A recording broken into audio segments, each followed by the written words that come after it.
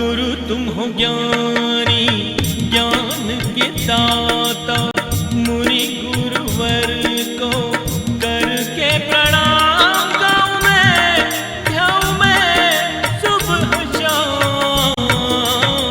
पुलक सागर एक नाम प्रसारण पुण्यार्जक परिवार जिन शरणम तीर्थ धाम के परम संरक्षक संघपति श्री प्रदीप मामा, प्रतिभा मामी, भोपाल। एक बात बताओ अहमदाबाद वालों, 7 दिन का किराया मांग रहा है बेटा, दवाइयों का किराया मांग रहा है बेटा।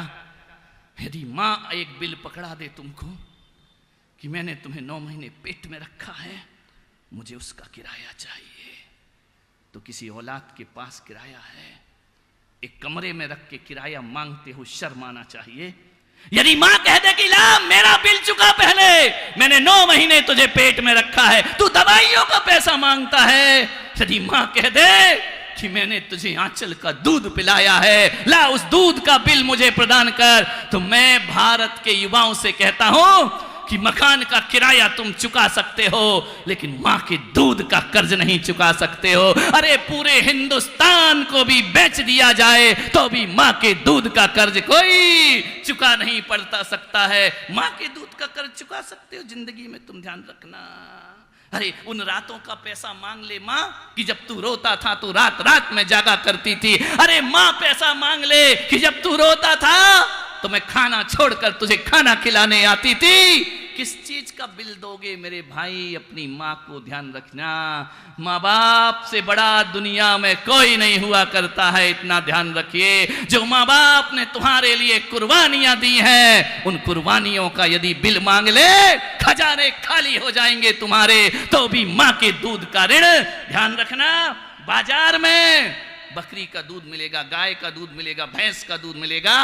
आज पूरे हिंदुस्तान में चले जाना, माँ का दूध बाजारों में नहीं बिका करता है मेरे भाई, वह बाजारों में प्राप्त नहीं हुआ करता है। माँ का दूध तो ममता के आंचल में बसा करता है, ध्यान रखिए। आपसे निवेदन है, कैसे बच्चे हैं जो माँ बाप से पैसा मांगते हैं, कैसे बच्चे हैं जो सेवा का पैसा मांगते हैं। एक बेटी ऐसी है मान्यवर, मैं जानता हूं उस बेटी को, मेरा चातुर्मास हुआ एक जगह, उस बेटी पढ़ने लिखने को विदेश गई।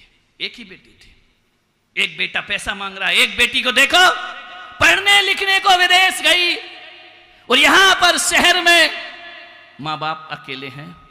एक दिन पिता का एक्सीडेंट हो गया, पिता की मौत हो गई। बेटी को फोन गया कि बेटा तेरे पिताजी अब इस दुनिया में नहीं रहे। बेटी ने फौरन विदेश से आई, आकर के अपने पिता को देखा, उसकी लाश को देखा, लिपट के रो रही है बेटी, जार जार आंसू बहा रही है। एक्सीडेंट में पिता चले गए।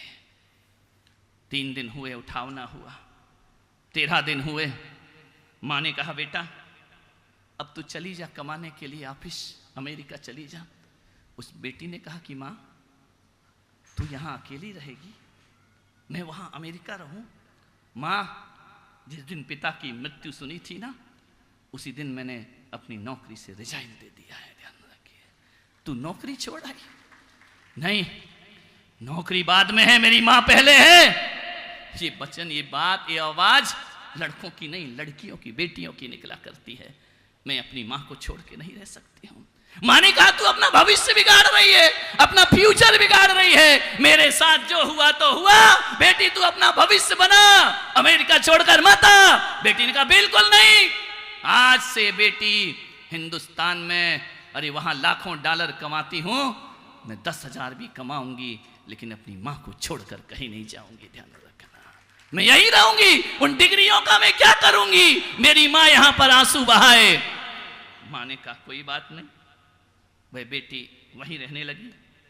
एक दिन उसकी मां मेरे पास आई, बोली महाराज इस लड़की को समझाओ। मैंने कहा क्या हुआ? बोली ये शादी नहीं कर रही है। देखने बहुत लड़के आते हैं, खूबसूरत थी, पढ़ी लिखी थी, लेकिन शादी नहीं कर रही थी। महाराज मुझे शांति से मरने दो, इस बेटी को कहो कि अपना घर बसाए, शादी कर ले, विवाह कर ले। जी शादी कर लेगी इसका घर बस जाएगा, मैं शांति से मृत्यु को प्राप्त कर जाऊंगी। माँ महाराज मैं ऐसे नहीं जी पाऊंगी कि मैं भी चली जाऊं और मेरी बेटी कुंवारी रहे। बेटी से मैंने कहा बेटा क्या बात है? बोली महाराज मैंने बहुत लड़के देखने आए, अमीर के भी आए गरीब के भी आए, जो भी देखता है रिश्ता कैंसिल हो जाता है। मैंने कहा क्या किस बात पे? माँ ने कहा महाराज ये लड़की नादान है, समझती नहीं है। जो भी लड़के वाले देखने आते हैं ये कहती है शादी मुझसे करोगे तो एक शर्त है मेरी माँ को भी साथ लेके चलोगे। इतना बड़ा साहस बेटा नहीं करता है, ये मेरे हिंदुस्तान की बेटी किया करती है, ध्यान रखना। तो मैंने कहा बेटा ऐसे तो तुझे कोई घर मिलेगा ही नहीं कि तुझे भी ले जाए तेरी माँ को भी ले जाए, ऐसा कौन सा घर होगा? उसने कहा नहीं तो कोई बात नहीं, मैं बिना विवाह के जीवन गुजार दूंगी, लेकिन जब तक मेरी माँ है। माँ कहती कि नहीं बेटा तू तो जीवन गुजार देगी लेकिन मैं तेरे मांग में सिंदूर देखना चाहती हूं। मालूम है मेरा एक भक्त है, मैंने उस लड़के से कहा तू इस लड़की से शादी कर सकता है? बोले कर सकता हूं, बहुत सुंदर है। मैंने कहा ध्यान रखना सुंदर नहीं, उसकी एक शर्त है, उसकी माँ तुम्हारे साथ रहेगी।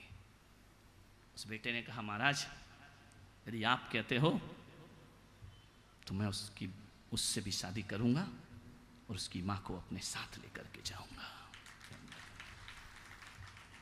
मैंने कहा देख ध्यान रखो, आज भी उस बच्चे में मैं देखता हूं कि आज भी कृष्ण नारायण का अवतार दिखता है जो दो दो माँ को सम्मान दिया करता है। ध्यान रखना कृष्ण ने देवकी को भी जगत पूज्य बनाया और मैया यशोदा को भी जगत पूज्य। अरे लड़के कौन होते हैं?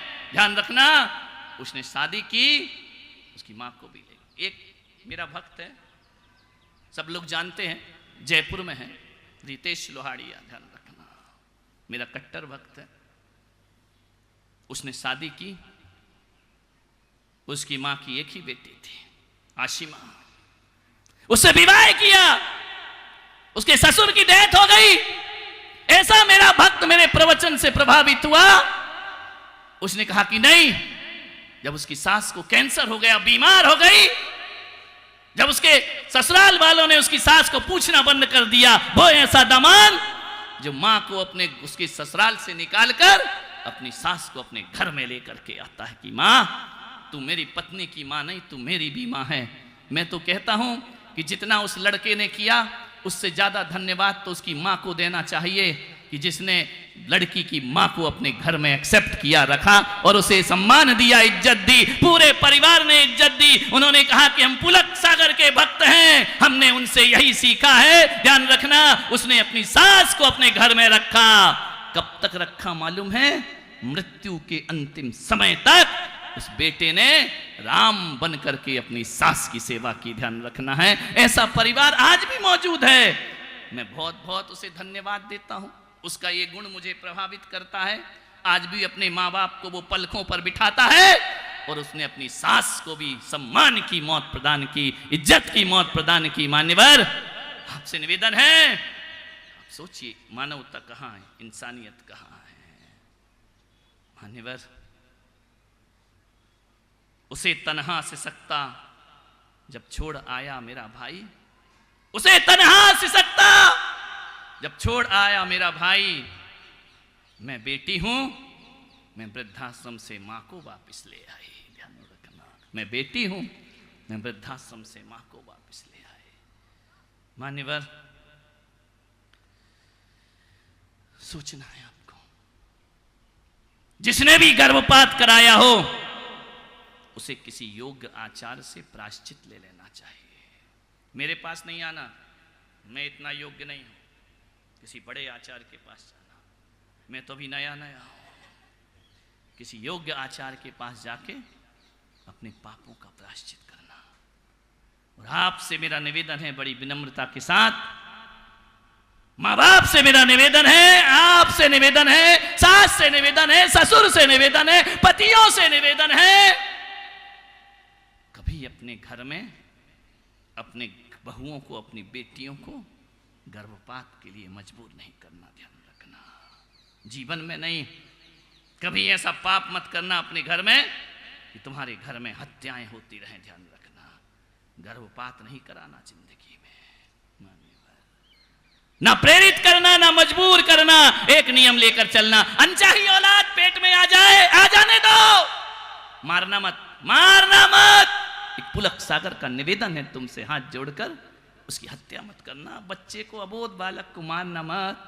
यदि जन्म देना, बस इतना निवेदन है कि उस बच्चे को जन्म लेने देना, और यदि उस बच्चे को तुम ना पाल सको ना, तो पुलक सागर के कमरे में लाके डाल देना, ध्यान रखिए, डाल देना अपना बच्चा मेरे दरवाजे पर। मैं इस समाज में ऐसी यशोदाएं खड़ी कर दूंगा जो अपने नहीं दूसरों के बच्चों को भी पाल कर बड़ा कर देती हैं, ध्यान रखिए। अनचाही औलाद को मृत्यु मत दीजिए मेरे भाई, उनको जन्म दीजिए। लड़के और लड़की में भेद मत करिए। जो सम्मान लड़कों का है वही सम्मान लड़कियों का होना चाहिए, उससे ज्यादा सम्मान लड़कियों का होना चाहिए। अंतरिक्ष पर कोई लड़का नहीं, सुनीता विलियम अंतरिक्ष की यात्रा किया करती है, ध्यान रखना। ऐसी बेटियां भी हमारे संसार में हुई हैं जो एक घर की तो बात छोड़ो, श्रीमती इंदिरा गांधी पूरे देश पर राज किया करती है, ध्यान रखिए। ऐसी बेटियां हुई हैं जो काम पुरुष नहीं कर सके, झांसी की रानी लक्ष्मीबाई अंग्रेजों के छक्के छुड़ा दिया करती है। कौन सा कमी है बेटियों में मेरे भाई? बेटियों में कोई कमी नहीं, लड़कों से कम मत समझो उनको। आज स्कूल के रिजल्ट देखना, ऋषभ जी तुम्हारी यूनिवर्सिटी है, लड़कों से अच्छे रिजल्ट लड़कियों के आया करते हैं। ये लड़कियां पढ़ती हैं, ये आवारागर्दी करते हैं, ध्यान रखना। लोग कह रहे हैं कि लड़कियां कम हैं, उनकी शादी नहीं होती है, लड़के कुंवारे घूम रहे हैं। मेरी सभा में तो लड़कियां ज्यादा दिख रही हैं। कौन कहता है लड़कियां कम हैं मेरे भाई? फिर ये शादी क्यों नहीं? लड़के 30-30 साल के कुंवारे घूम रहे हैं, ध्यान रखना है। 32-32 साल के। क्या हुआ बंटी, तुम्हारी हो गई? अच्छी बात, पुराने जमाने के हो ना। 30-30 साल के लड़के कुंवारे घूम रहे हैं। एक व्यक्ति ने मुझसे पूछा इन लड़कों की शादी क्यों नहीं हो रही है, लड़कियां नहीं है क्या? मैंने कहा नहीं, लड़कियां तो है, मेरी समाज में लड़कियां नहीं, ऐसा नहीं, लेकिन एक चीज गड़बड़ है। बोले क्या? मैंने कहा लड़कियां MBA कर रही हैं, लड़कियां इंजीनियर बन रही हैं, लड़कियां डॉक्टर बन रही हैं, लड़कियां IAS IPS कर रही हैं, लड़के 10वीं पढ़ के दुकान में बैठ रहा है। अब बताओ ये पढ़ी लिखी लड़कियां इन अनपढ़ों से शादी करेंगी? विचार करिए। लड़के का क्या है, दुकानदार है ना, 12वीं पढ़ा, चल बैठ दुकान में, आज के बाद पढ़ाई करने की जरूरत नहीं। लड़कियां को लड़के, ध्यान रखना, ऐसा नहीं है कि लड़कियां नहीं मिल रही, लेकिन लड़कियों के लेवल के लड़के समाज में मिल नहीं रहे हैं। इसलिए ये लड़के कुंवारे जो कितनी पढ़ती हैं मेरी बेटियां, इंजीनियर हो जाती हैं, डॉक्टर हो जाती, लड़के अरे पढ़ लो रे लड़को, थोड़ा बहुत घूमोगे नहीं तो ऐसे ही सड़कों पर, कोई तुम्हारे साथ आने वाली नहीं है, ध्यान रखना। कुछ पढ़ लो, छोरों को पढ़ना सिखाओ, ध्यान रखना। नहीं तो पता चला कि लड़की डॉक्टर, लड़का कंपाउंडर, ध्यान रखना। कंपाउंडर भी नहीं है, ध्यान रखना, वो उसके साथ चलेगी, पढ़ी लिखी, ध्यान रखना। कितना पढ़ती हैं मेरी बेटियां, ध्यान रखना। लड़के और लड़की में कोई भेद मत करिए। मैं यही आपसे निवेदन करना चाहता हूं, यही कहना चाहता हूं। मगर दुख इस बात का है, रक्षाबंधन पर राखी सबको चाहिए, पर बहन किसी को नहीं चाहिए। मां सबको चाहिए, पर लड़की नहीं चाहिए। कैसे ये रिश्ते निभेंगे? मान्यवर, आपसे निवेदन है, आज मेरा सेकंड लास्ट प्रवचन है, कल अंतिम है। और बहुत एक बात याद रखना, वक्ता उतना महत्वपूर्ण नहीं होता, श्रोता ज्यादा महत्वपूर्ण हुआ करता है। और मैं कहता हूं कि लोग कहते हैं आप बहुत अच्छा प्रवचन करते, प्रवचनकार हैं। मैं कुछ नहीं हूं, तुमने मुझे बना दिया है, ध्यान रखना। इतने प्यारे श्रोता, इतने अच्छे से सुनने वाले, घड़ी कहां जा रही है होश नहीं है, आप बैठे सुन रहे हैं। लोग कहते थे ना कि भोजन हो तो लोग आते हैं। पुलक सागर इस धारणा को मिटाना चाहता है कि हमारे समाज के लोग भोजन के लिए नहीं, भजन के लिए संतों के पास पहुंचा करते हैं। जान लो, समाज में एक बदनामी हो गई है कि भीड़ इकट्ठी करना है तो भोजन दो। मैंने चंदू जी और ऋषभ जी को कहा कि अब देखना तुम चमत्कार, बिना भीड़ के कैसे, बिना भोजन के कैसे लोग आते हैं। ये लोग आकर के बैठे हुए हैं, ध्यान रखना, झुकती है दुनिया, झुकाने वाला चाहिए, और आती है पब्लिक बुलाने वाला। बुलाने वाले में दम हो तो पब्लिक अपने आप आती है, ध्यान रखिए। बोलो भोजन के लिए आए हो क्या? बोलो। अब जबरदस्ती खिलाएं तो अपमान भी नहीं कर सकते। जबरदस्ती कल भोजन, कल भोजन, कल क्यों दे रहे भाई? ये भोजन के भूखे नहीं है, भोजन तो घर में भी मिला करता है। 1 घंटे 1.5 घंटे जो बर्बाद करके दूर दूर से महिलाएं ये मेट्रो में बैठकर आ रही हैं, कोई ट्रेन में बैठकर आ रही हैं, कोई रिक्शे, कई तो मैंने देखा, मैं मंदिर से लौटता हूं सुबह 7:30 बजे आके बैठ जाती है। मैंने कहा इतनी जल्दी क्यों आ गई? बोली आगे जगह नहीं मिलेगी, ध्यान रखना। मैंने कहा वाह, हो गया तुम्हारा अहमदाबाद। मैं कह सकता हूं जितना मैं अहमदाबाद के बारे में सोचता था, क्योंकि कभी आया ही नहीं था यहाँ पर, लेकिन मुझे लगा कि इतने 2 बार यहाँ से निकला किनारे से, लगा कि मैंने बहुत बड़ी भूल की थी। लेकिन यहाँ आने के बाद मुझे लगा कि नहीं, यहाँ पर सुनने वाले भी बहुत है दुनिया में। पैसे वाले तो दुनिया में कहीं भी मिल जाते हैं, सुनने वाले नहीं मिला करते, ध्यान रखना। और तुम वो लोग हो जो घर में किसी की नहीं सुनते। सुनते हो क्या? न सास की, न बहू की, न उसकी। मैं किस्मत वाला हूं जो गोदी का बच्चा भी शांत होकर सुना करता है। अभी पूरे प्रवचन में कोई बच्चा रोया क्या? आवाज आई क्या? छोटा सा बच्चा भी देखते रहता है, सुनते रहता है, ध्यान रखना। मान्यवर, इतना ही आपसे निवेदन करता हूं कि जब तक हिंदुस्तान सुन रहा है तब तक भी उसका भविष्य सुनहरा है, ध्यान रखिए। जिस दिन ये सुनना बंद हो जाएगा उस दिन भारत को बर्बाद होने में ज़्यादा देर नहीं लगेगी, ध्यान रखना। मैं आपसे निवेदन इतना ही कर रहा हूँ कि जीवन में 2-4 बातें हमें हमेशा याद रखना है। कभी बेटा और बेटी में फ़र्क नहीं करना है। दूसरा आपसे निवेदन कर रहा हूँ, अपनी बहू को, अपनी बेटी को गर्भपात के लिए मजबूर नहीं करना है। अनचाही औलाद नहीं चाहिए। महावीर के संयम से रहना सीखो, आपके जीवन में आनंद बरस जाएगा, ध्यान रखिए। प्रसारण पुण्यार्जक परिवार जिन शरणम तीर्थ धाम के परम संरक्षक संघपति श्री प्रदीप मामा, प्रतिभा मामी, भोपाल। गुरु तुम हो ज्ञानी, ज्ञान के दाता, मुनि गुरु